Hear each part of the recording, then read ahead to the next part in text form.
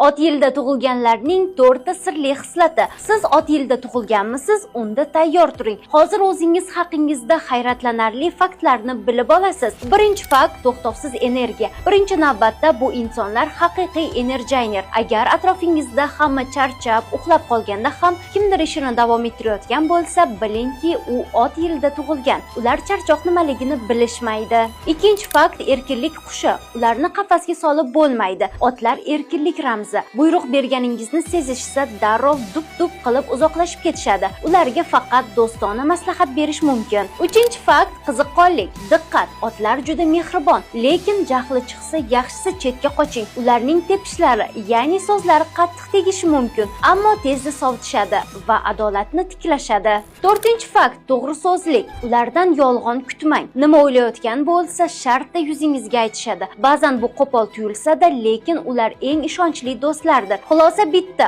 ot yildagilarni to'xtatib bo'lmaydi. Ularning energiyasi yuqumli, shijoati esa cheksiz. Agar siz ham shu burch vakili bo'lsangiz, videoga like bosing va safimizda qanchaligimizni ko'rsatib qo'ying. Yangi yilingiz bilan!